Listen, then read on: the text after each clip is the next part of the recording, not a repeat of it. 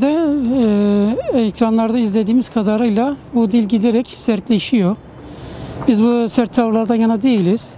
Bütün siyasetçilerimizden yumuşak bir tavır, yumuşak dil, insani dil bekliyoruz. Dolayısıyla hem birbirlerine zarar verdikleri gibi ülkemize de zarar veriyorlar. Ülkemize de zarar veriyorlar. Dolayısıyla bu da bir toplum olarak bizleri huzursuz ve rahatsız ediyor. Bizim bütün siyasetçilerden tek beklediğimiz ortak dil, insani dil.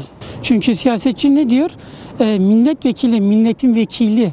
Yani siz milletin vekili olarak Türkiye Büyük Millet Meclisi'nde siz böyle bir kutuplaşmaya, böyle bir ayrılaşmaya giderseniz zeminde, sahada insanlar daha çok fazla ayrılacak ve daha çok kutuplaşılacaktır.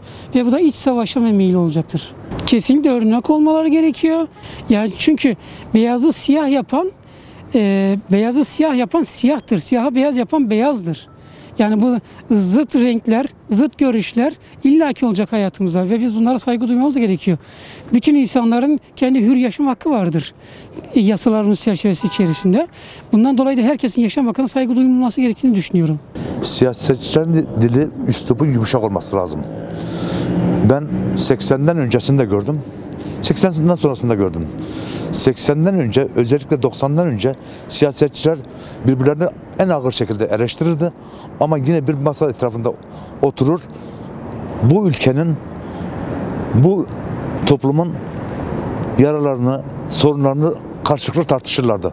Ama özellikle 90'dan sonra, özellikle 2000'den sonra siyaset dili çok sivri oldu.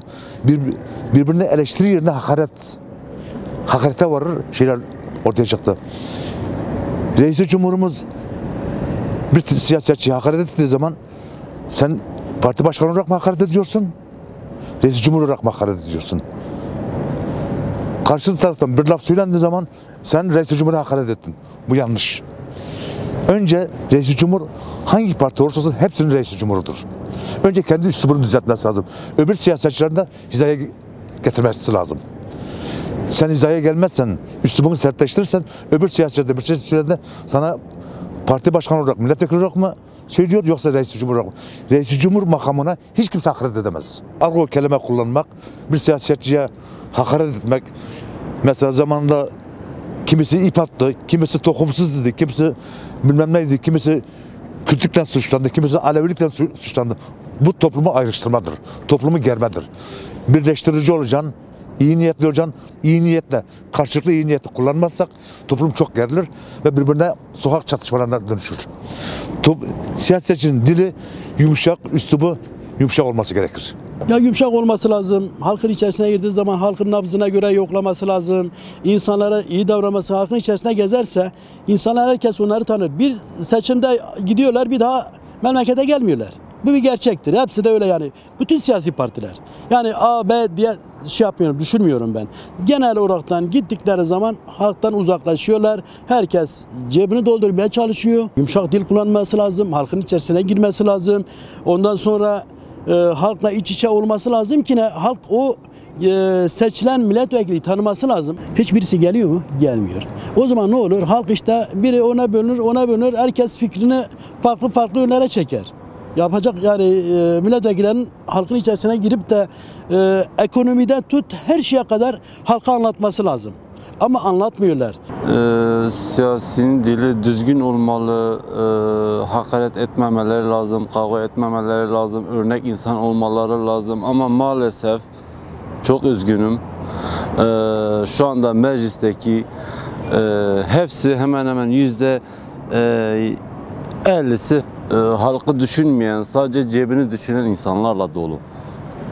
Benim seçtiğim milletvekili şu an mecliste hiçbir şey ifade etmiyor. Çünkü ne önerge veriyorsa reddediliyor. Ne önerge veriliyorsa reddediliyor. Reddedildi mi ne yapacak bu adam? Kavgaya dönüşüyor, kutuplaşmaya dönüşüyor. Öğrenciler perişan. Dışarıdaki öğrenciler perişan. Eğitim perişan. Tarım perişan. Hayvancılık bitti. Dürüst olmaları lazım. Maalesef para harcıyorlar ki gitsinler orada işte rant, ihale. Yanlış ya. Ayıp ya. Bu halk çok özür dilerim ya. Gece gündüz çalışıyor ya. Bizim ülke cennet. Ama maalesef cehenneme çeviriyorlar. Siyasetçilerin siyaset dili konuşmaları İnsanları tahrik edip birbirine düşman edip cepheleştirmekten başka bir şey yapmıyorlar. Bu da insanları çok tahrik ediyor. Bakın siz bana sordunuz, ben sorduğunuz anda bile sinirleniyorum. İnsan gibi konuşalım ya. Siz de öyle yaparsanız buradaki kahvedeki iki insan, ben çok şahit oluyorum burada. Mesela bir konu açılıyor, CHP'nin bilmem nesi, AK Parti'nin bilmem nesi, bilmem ne partinin bilmem nesi. Neredeyse birbirini dövecekler. Kesinlikle çok, bak söyledim ya size, insanları birbirine düşman ediyorlar, kutuplaştırıyorlar. Bu çok kötü bir şey bu. Buna bir çare bulmalılar, yani böyle olmaz yani. Hiç gerek yok efendim, hiç gerek yok. Zaten herkes bugün, en cahil insan bile şu anda lise mezunu, en cahil insan bile, herkes yani belli bir kültürden geliyor. Hele siz siyasetçiler, sizin içinizde büyük çoğunluğunuz üniversite mezunusunuz. Nasıl böyle birbirinize ardan namustan bahsedersiniz? Ne kadar ayıp bir şey. Siyasetlerin dili bence öncelikle ülkesi için, vatan için uğraşacak. Başta. Benim için önce ülke, önce bayrak, sonra vatan, sonra parti. Ben dış ülkelere karşı ülkemi güçlü tutmak için ayakta her şeyi yaparım ben kendi düşüncemle. Vatanımı savunurum önce. Parti soyuna gelir. Halkın iyiliğini düşünürüm. Halkın daha sosyal yaşamını düşünürüm. Daha rahat yaşamını düşünürüm. Daha rahat kazanç, daha mutfak giderlerini daha aza düşürmeye çalışırım. Bunlar için uğraşırım öncelikle. Şu anda kullanmış olduğu diller doğru değil. İnsanları ayrıştırıyor. Şimdi eğer insanın görüşü ayrı olabilir. Ama memleket için, bu ülke için kim iyiyse Allah onu bize nasip etsin. Mesela milletvekillerimiz, bazı milletvekilleri gidiyor Ankara'da oturuyor, maaşını bekliyor. Her şey maaş değildir. Herkes kendi halkı için, memleketi için düşünmesi lazım yani. Bu en az halkın görüşünü almak lazım, halkın içinde dolaşmak lazım. Halk ne istiyor, ne istemiyor, bunları sormak lazım. Biraz daha insanlara örnek olması gerekiyor. Bazı milletvekillerimiz mesela hangi partide olursa olsun ben dinliyorum, bazıları haklı konuşuyor.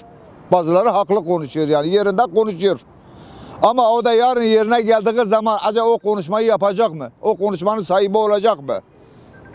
Mesela hangi genel başkanıya söylüyorsun, ben başa gelirsem ben böyle yaparım, ben başa gelirsem böyle yaparım. Acaba o da yarın gelip bu ülke için acaba bir şey katkısı olacak mı?